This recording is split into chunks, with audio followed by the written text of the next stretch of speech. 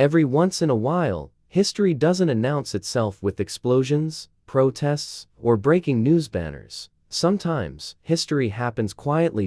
No riots. No emergency press conference. No trending headlines screaming across your phone.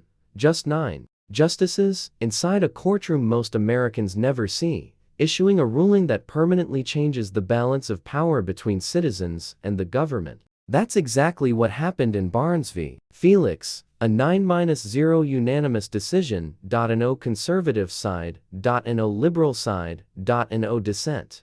Just one voice and one message.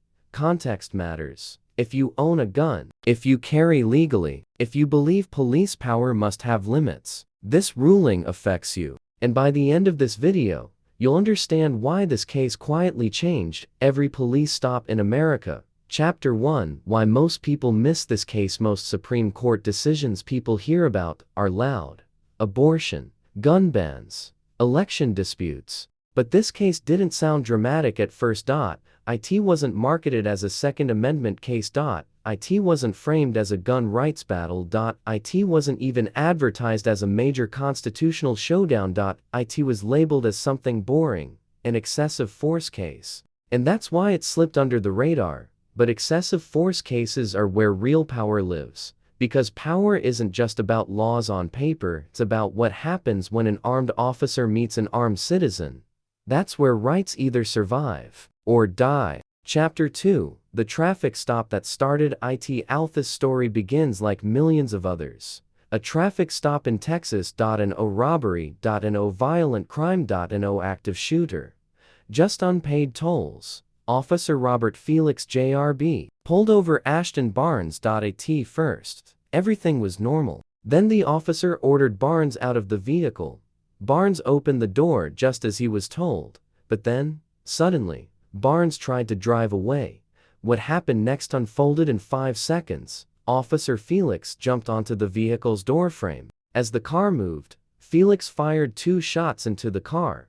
Barnes was killed. 5 seconds. 2 shots, 1 life lost, and 1 legal question that would reach the Supreme Court. Chapter 3: The question that haunted the courts. Barnes' mother filed a lawsuit. She didn't argue politics. She didn't argue emotion. She asked a constitutional question. Was the use of deadly force reasonable under the Fourth Amendment? That's when the courts ran into an old rule. A rule that had protected police officers for decades. A rule known as the moment of threat doctrine. Chapter 4: The rule that protected police for years. For decades, courts judged police shootings using one narrow lens.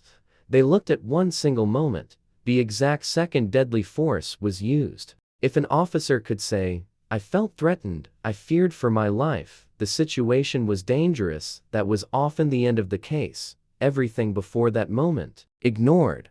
Why the officer stepped onto the car, ignored.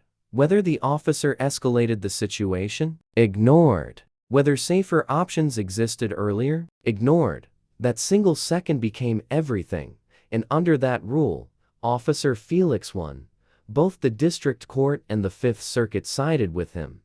Case closed, or so they thought.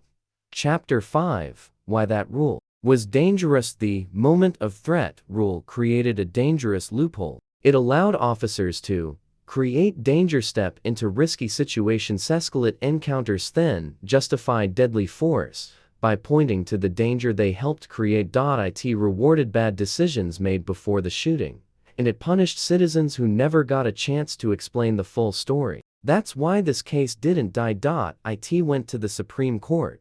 Chapter 6: The Supreme Court steps in. When the Supreme Court took this case, many expected a 5-4 split, ideological fighting, strong dissents. That didn't happen. Instead, something rare occurred, something powerful. A 9-0 unanimous decision. Justice Elena Kagan wrote the opinion, and in that opinion, the court did something historic. They destroyed the moment of threat doctrine. Chapter 7: The new rule. Totality of the circumstances. Court replaced the old rule with the new standard. Totality of the circumstances. What that means in plain English: courts must now look at everything, not just the final second, But what happened before, how the situation developed, other officers escalated or de-escalate whether actions were reasonable over time. The court made one thing clear: context is not optional, context is essential. Chapter 8: Why this matters for gun owners. Now let's talk about you. If you legally carry a firearm, this ruling is personal. Imagine a traffic stop. You do everything right. You're calm, you inform the officer your weapon is holstered, you follow instructions, but the officer misunderstands a movement. Before this ruling, the court would focus on that split second. Now, they must examine your behavior leading up to it, whether the officer misread the situation, whether fear replaced reason. That's a massive shift. Chapter 9: The Second and Fourth Amendment collided for years. Courts treated these rights separately. Second Amendment: the right to keep and bear arms. Fourth Amendment: the right to be free from unreasonable searches and seizures. This ruling connects them. The court essentially said, lawful gun ownership does not erase Fourth Amendment protections. You cannot be treated as a threat simply because you are armed.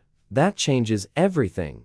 Chapter 10: WH80 Police must now justify. After Barnes v. Felix, officers must justify their decisions leading up to force their tactical choices, their escalation decisions. They can no longer hide behind, I felt threatened in that second. Now, they must answer, how did we get here? Chapter 11: Why this is a shield for citizens. This ruling protects concealed carrier shown defender Stravels, abiding citizens. It doesn't eliminate police authority, but it restores balance. Fear alone is no longer enough.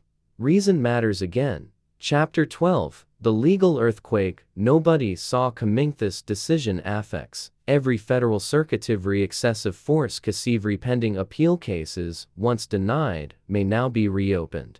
Cities must revise policies. Police departments must retrain officers. This is not theory. This is real-world change. Chapter 13: WH80 This means during a police stop you are no longer judged on appearance and second fear. Full conduct matters. Calm behavior matters. Clear communication matters. The law now sees the whole picture. Chapter 14: Why this is not an anti-police ruling. This ruling does not attack good officers. It protects professional policing, proper training, sound judgment. It only punishes reckless escalation, poor decision making, context free force. Good policing wins under this standard. Chapter 15: The message from the Supreme Court. The message was clear. Bad rules don't get a free pass just because they're old. Fear is not a substitute for reason. Power must be accountable, and most importantly, this must mean something when it matters most. Chapter 16: Why media didn't talk about this. This case doesn't fit narratives. It doesn't attack gun ownership, expand gun bans, target political enemies. It strengthens citizens. And that's not controversial enough for headlines, but it matters more than most cases you hear about. Chapter 17: WH80 You should do right. Note now, this ruling share it stay calm during encounters, document interactions when legal understand your rights. Knowledge is protection. Chapter 18 Final thoughts. Barnes v. Felix is not about one traffic stop. It's about every stop. It's about whether the Constitution lives in reality or only in textbooks. This ruling restores dignity, fairness, and accountability. One case, 9 justices, 50 states, millions protected. Final call to action if you're a responsible gun owner. This ruling is your shield. Share this video with your community. Comment below if you've ever feared being misunderstood during a police encounter. Subscribe to Gun Law Decoder because knowing your rights isn't optional anymore. It's survive.